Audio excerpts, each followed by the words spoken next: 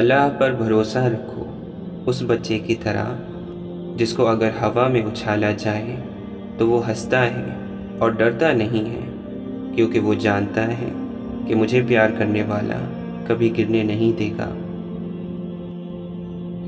اللہ سے مانگو، بے حساب مانگو اور بلا جھجک مانگو، کیونکہ وہی ایک ذات ہے جو واپسی کا تقاضا نہیں کرتی۔ علم بحث کرے گا اور عمل خاموش رہے گا۔ لوگوں کی ضروریات کو اگر الفاظ بننے سے پہلے آپ ان کی مدد کر دیں تو آپ کو اللہ والا بنا دیا جائے گا۔ نیکی کا راستہ محنت کا راستہ ہے، اور نیکی کو روکنے کا راستہ بھی محنت کا راستہ ہے، لیکن انجام کا فرق جنت اور دوزخ کا ہے۔ محنت کے نتیجے میں اتنا بڑا فرق کیا قابل توجہ نہیں ہے؟ عمل بہت کچھ دے سکتا ہے، لیکن یاد رہے کہ عمل سب کچھ نہیں۔ آپ نے فرمایا، یقین مل گیا تو منزل مل جائے گی، یقین اپنے فیصلے پر اور اللہ کی عنایت پر۔ اگر آپ نے اللہ کے علاوہ اللہ سے سب کچھ مانگا تو آپ نے اللہ سے کیا مانگا؟ علم اگر آپ کو اپنی پہچان کے قریب کر دے تو وہ نور ہے، ورنہ وہ ایک حجاب ہے۔ اگر نیت اللہ نہیں تو تیرا ذکر بھی اللہ نہیں۔ اللہ کی مرضی اس کا فضل ہے، اور اگر تم اس کا فضل چاہتے ہو تو اپنے آپ کو اس کی مرضی پر چھوڑ دو۔ اللہ سے دوستی کرنی ہے تو اس کا ایک بہترین راستہ یہ ہے کہ اس کے دوستوں سے دوستی کر لو۔ رب سے جب بھی مانگو رب کو ہی مانگو، جب رب تمہارا ہوگا تو سب تمہارا ہوگا۔ کبھی یہ مت سمجھنا کہ اونچا بولنے والا طاقتور اور خاموش رہنے والا کمزور ہوتا ہے۔ شب کے آخر میں آنسو اللہ کا قرب ہے۔ انسان کا اللہ سے قریب ترین رشتہ آنسوؤں کا ہے۔ اگر سجدہ بھی ہو اور آنسو بھی ہو تو یہ تو بہت ہی تقرب ہوگا، اور یہ بہت بلند مقام ہے۔ کوشش بامقصد ہونی چاہیے، ایسی کوشش کہ زندگی بھی آسان ہو اور موت بھی آسان ہو۔ ہمیں لوگوں کو نہیں، بس اپنے اللہ کو راضی کرنا ہے۔ وہ لوگ جو تم پر تہمت لگاتے ہیں، تم یقین رکھو کہ وہ تمہارے صبر کی مار کھائیں گے۔ خود کو اخلاقی طور پر سنوارنے میں اتنا وقت صرف کرو کہ تمہیں دوسروں پر تنقید کرنے کی فرصت ہی نہ ملے۔ خود کو کبھی اتنا سمجھدار نہیں سمجھنا کہ دوسرے تمہیں بے وقوف لگیں، اور کبھی خود کو اتنا نیک نہ جاننا کہ باقی سب آپ کو گناہگار نظر آئیں۔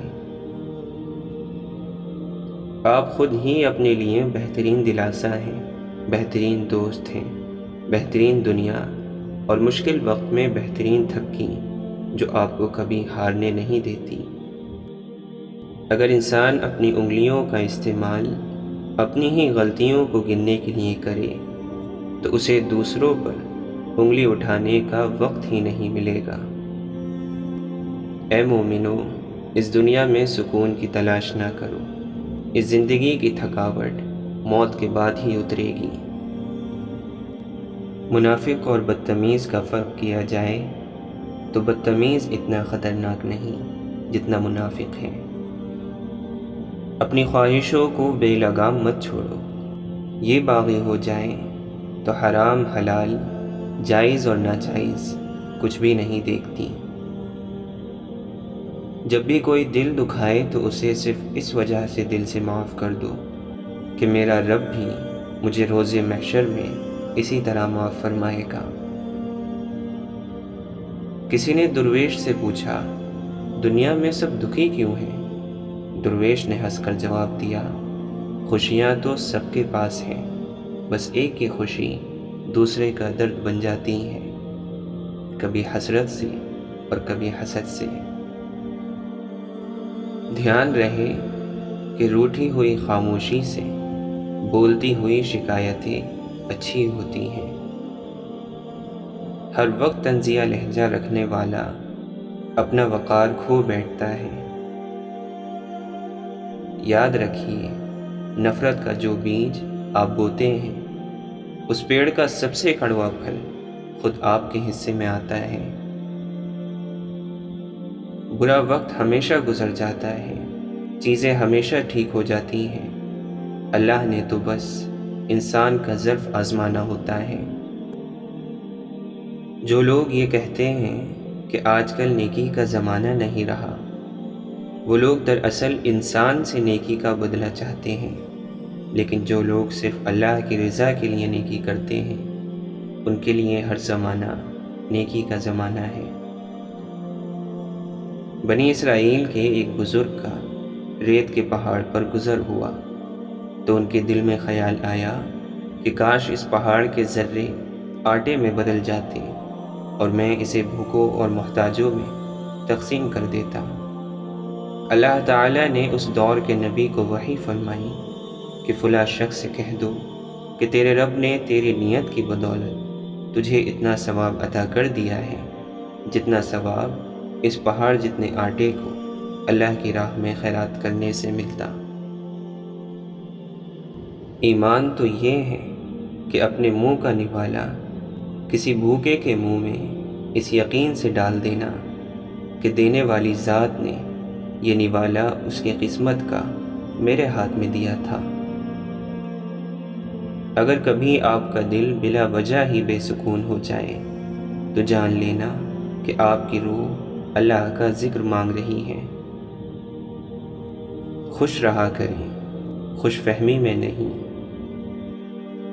ہیرے کی قابلیت رکھتے ہو تو اندھیرے میں چمکا کرو، روشنی میں تو کانچ بھی چمکا کرتا ہے۔